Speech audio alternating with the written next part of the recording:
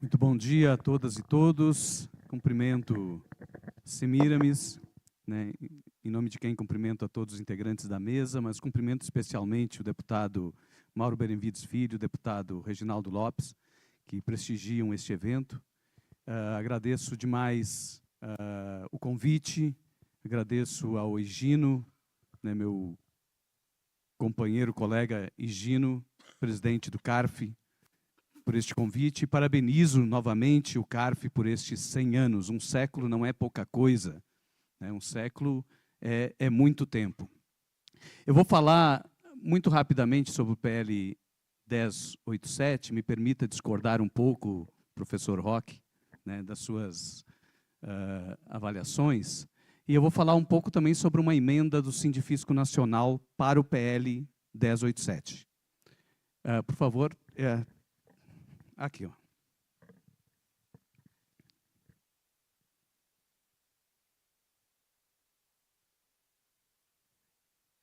Eu quero iniciar a minha fala relembrando o compromisso que firmamos em 1988. Há 37 anos, nós assumimos um compromisso, enquanto sociedade brasileira, de construir uma sociedade livre, justa e solidária, de garantir o desenvolvimento nacional, de erradicar a pobreza e a marginalização, de reduzir as desigualdades sociais e regionais e de promover o bem de todos. Quais desses compromissos nós já cumprimos? 37 anos após, eu diria que quase nenhum. Mas nós avançamos muito em políticas públicas. Avançamos demais. Avançamos muito na saúde. O SUS é um sistema que integra a saúde no Brasil todo, e 75% das pessoas vivem apenas do SUS. A educação pública atende 82% das crianças em idade escolar. O Brasil é um país de educação pública, é um país de saúde pública, é um país de previdência pública, é um país de políticas públicas, mas nós não conseguimos alcançar o desenvolvimento nacional, não conseguimos erradicar a pobreza, a marginalização e reduzir as desigualdades sociais. Até que ponto a tributação tem algo a ver com isso? Há quem não se contentou com a Constituição Federal. Há quem não esteve afinado e alinhado com as premissas do Estado de bem-estar social. E estes setores dominaram a tributação. Ao longo de todo esse, sobretudo no início da década de 90, final da década de 90, e foram conformando a tributação tal qual nós a temos hoje. E conformando uma tributação absolutamente anormal. E nós vamos normalizando a tributação como se fosse normal não cobrar tributo sobre lucros e dividendos, quando o Brasil e a Estônia são os únicos países que não cobram. E nós tornamos isso normal.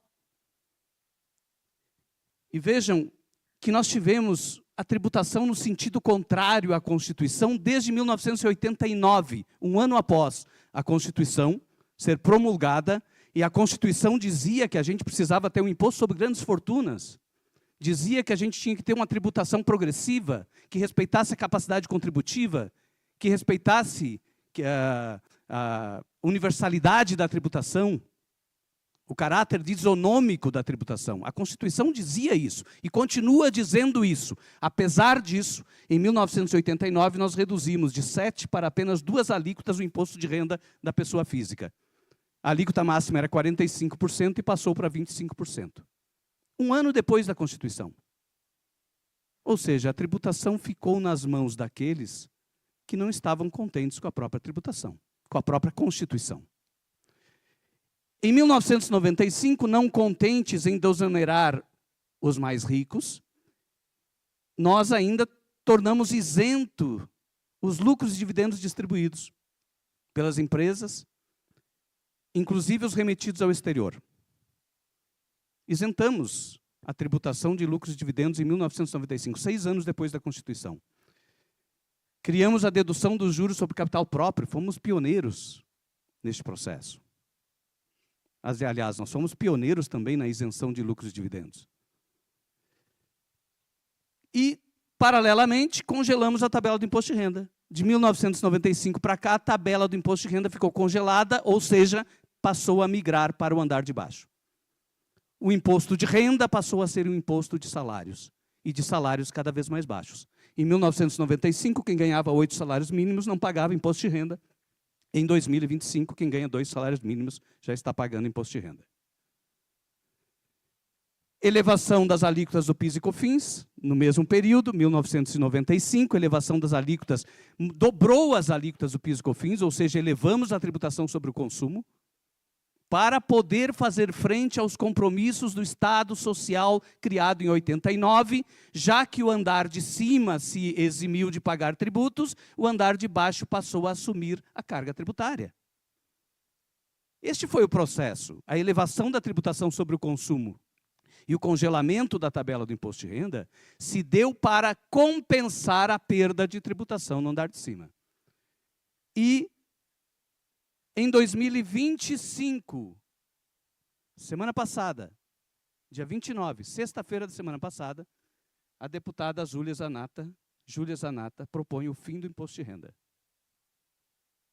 É um PL 4329. Propôs o fim do imposto de renda, para o Brasil parar de cobrar imposto de renda.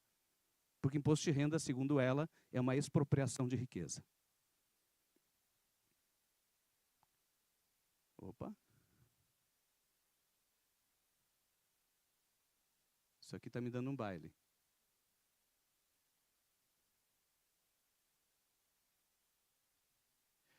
A tabela do imposto de renda, congelada desde 1996, ela produz o seguinte impacto imediato. Ela vai aumentando a carga tributária para quem é mais pobre, em volume maior do que aumenta a carga tributária para quem é mais rico. Se a gente corrigisse a tabela do imposto de renda de 96 até agora, o limite de isenção estaria numa renda bruta de 6.700. E o professor Roque está correto, né? A correção para 5.000 apenas corrige o limite de isenção. Era 6.700 se corrigisse totalmente a tabela do imposto de renda.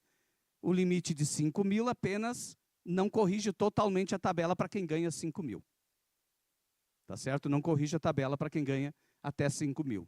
Nós temos uma defasagem total na tabela de 163%. Ou seja, quem ganha R$7.000 hoje está pagando exatamente 644% a mais de imposto do que pagaria se a tabela fosse corrigida de 96 até agora. No entanto, quem ganha R$100.000 hoje está pagando 5,8% a mais de imposto. Ou seja, o congelamento da tabela é um aumento disfarçado de imposto todos os anos, mais para os mais pobres e menos para os mais ricos. Com a correção de R$5.000 na tabela, a gente vai ter uma defasagem total ainda a recuperar de 104%. De 163% para 104%. Isso aqui é o efeito que o congelamento da tabela produz. A linha de cima são as rendas acima de 320 salários mínimos. E a linha de baixo são as rendas de R$5.000. E isso aqui é a alíquota efetiva de 2007 a 2020. O que aconteceu com as alíquotas efetivas de quem ganha até R$5.000? Elas foram subindo. E as alíquotas efetivas de quem ganha mais de 300.000 por mês vão caindo, de tal forma que vão se encontrar, logo, logo, as mesmas alíquotas efetivas dos mais ricos com os mais pobres. O que se propõe, e aí vem a emenda do Sindifisco Nacional, é conciliar a proposta governamental de desoneração total para quem ganha 5.000, de desoneração parcial para quem ganha até 7.350, no relatório do deputado Arthur Lira, 7.350, conciliar esta proposta com uma correção parcial da tabela em 15,78%. Ou seja, 3 anos de inflação. Os anos de inflação de 2023, 2024 e 2025 corrigiria a tabela, e a tabela passaria a ser esta aqui. Né? Ou seja, limite de isenção de 2.812 de renda líquida e acima de 5.400 passaria a incidir a alíquota de 27,5%. Com esta medida, seria suficiente a gente poderia beneficiar, ao invés de 12 milhões de trabalhadores, que a proposta do governo beneficia diretamente, 12 milhões de trabalhadores, poderíamos beneficiar 38 milhões de trabalhadores. Ou seja, todos os trabalhadores teriam redução de tributos a partir do ano que vem. 100% dos trabalhadores teriam redução de tributos. E aqui, essa coluna, a última coluna, coloca o valor economizado de tributo por cada faixa de renda. Vejam, até rendas de R$45 mil teriam economia tributária. Desde que sejam rendas tributáveis. Desde que sejam rendas tributáveis. E, para compensar esta perda de arrecadação de 43 bilhões agora, e não mais 25 bilhões como está no projeto do governo, ou 31 bilhões como está no relatório do deputado Arthur Lira, 31 bilhões, se teria uma perda de 43 bilhões, ou seja, uma perda adicional para complementar renda, ou seja, 43 bilhões, e a gente chama de perdas tributárias, perdas de arrecadação, mas na verdade é investimento público. Né? Todo o dinheiro que deixa de arrecadar no andar de baixo da população é investimento direto na economia. É dinheiro que circula na atividade econômica. Então teríamos uma perda de 43 bilhões que deveria ser compensada, aí sim, com uma proposta diferenciada de tributação mínima das altas rendas. Agora não está andando. Aqui. Atualmente, a alíquota mínima vai de 600 mil por ano a 1.200.000, e a alíquota de 10% ela incide só sobre quem ganha 1.200.000 por ano. Não é sobre quem ganha 600 mil. Quem ganha 600 mil, a alíquota é zero. Ou seja, nós criamos a isenção para quem ganha 5 mil reais e uma isenção mantida para quem ganha 50 mil reais. Lucros e dividendos distribuídos até 50 mil reais é absolutamente isento. Não paga nenhum centavo de imposto. Lucros e dividendos até 50 mil reais continua sendo isento. Os demais rendimentos acima de 50 mil reais se sujeitam a uma alíquota mínima. Não é uma sobretaxa, é uma alíquota mínima. Não é uma sobretaxa do super rico. É uma alíquota mínima para o super rico que vai até 10% para quem ganha acima de 1.200.000 por ano. Ou seja, se quem ganha 1.200.000 por ano já paga 11%, ele não vai pagar absolutamente nada a mais. Se quem ganha 1.200.000 paga 8% de imposto, ele vai pagar 2% de imposto. Se quem ganha 1.200.000 paga 5% de imposto, ele vai pagar 5% de alíquota mínima. E esta alíquota mínima, somada com a alíquota efetiva da empresa, não pode ultrapassar a alíquota nominal da empresa. Não pode ultrapassar a alíquota de 34%. Ou seja, é muita limitação. Onde é que eu troco isso aqui que eu não estou entendendo? Ali.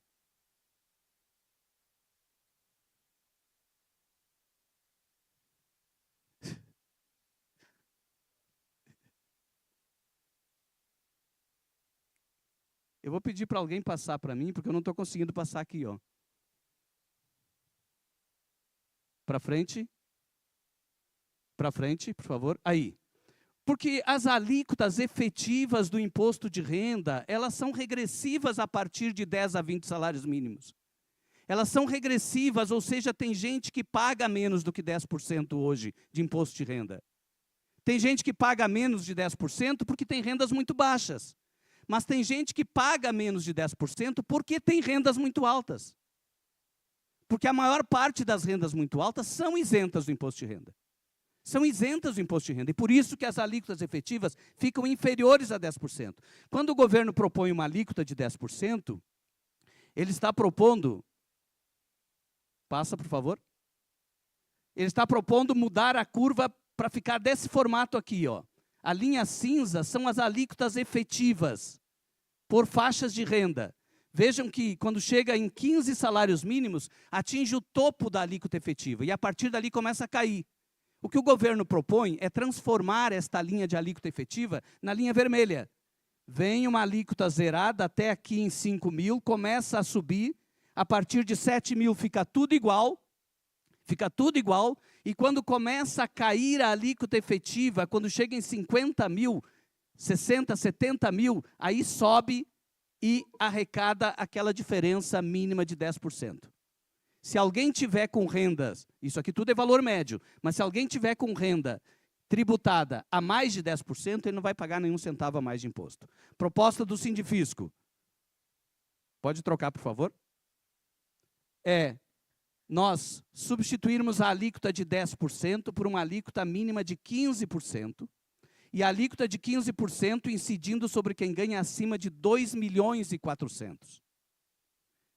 Nós estamos seguindo a mesma lógica do governo, a mesma correlação de forças políticas que o governo já deve ter trabalhado no Congresso Nacional para aprovar o PL 1087, nós estamos partindo da mesma premissa e apenas corrigindo de 10% para 15%, é uma alíquota tradicional, 15%, é a alíquota média do mundo de tributação de lucros e dividendos.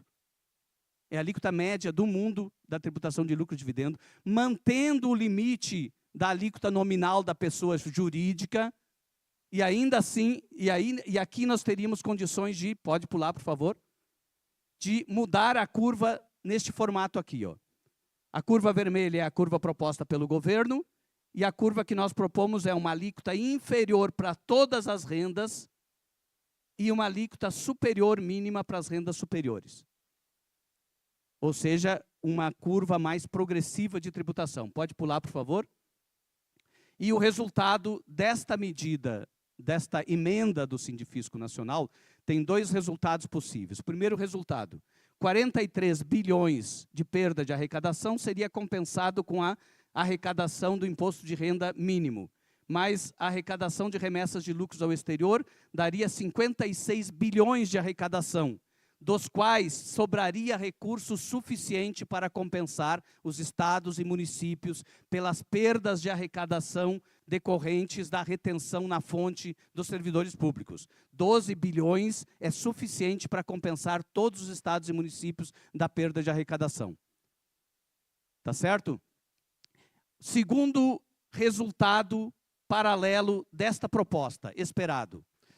Nós sabemos a dificuldade imensa que temos no Congresso Nacional, o deputado Reginaldo, o deputado Mauro Benevides sabem, que apesar do relatório do Arthur Lira ter sido um relatório que atendeu na essência o projeto do governo, há uma dificuldade imensa no plenário da aprovação da tributação mínima do andar de cima.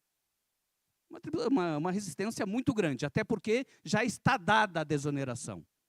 Estando dada a desoneração, não há mobilização popular pela luta pela desoneração. A emenda ajuda a melhorar a correlação de forças. Ou seja, na medida que todos os sindicatos, todos os trabalhadores, todas as centrais, sindicatos dos servidores públicos, por exemplo, estejam lutando pela emenda do Sindifisco, isso serve como contraponto à pressão que vem do setor empresarial, do setor legítima, pressão legítima contra a tributação dos ricos. Pressão absolutamente legítima, mas é uma pressão política que precisa ser confrontada com uma pressão popular do outro lado, capaz de neutralizar o efeito da desidratação da tributação do setor mais rico. Não é sobretaxa do setor mais rico, é uma tributação mínima para o setor mais rico. O correto seria revogar a isenção de lucros e dividendos lá de 1996, mas sabemos que não há correlação de forças suficientes para isso, e essa seria uma solução de viabilidade política para a aprovação da matéria. Entendemos que a compensação da desoneração dos mais pobres tem que se dar pela tributação dos mais ricos, sob pena de compensarmos com perdas de gastos, compensarmos com cortes de gastos, ou seja, compensarmos a desoneração do andar de baixo com cortes de gastos em saúde, com cortes de gastos em educação, ou com outros tributos. E aí sim os estados e municípios perderão, porque a metade do que nós estamos falando aqui pertence a estados e municípios. Obrigado.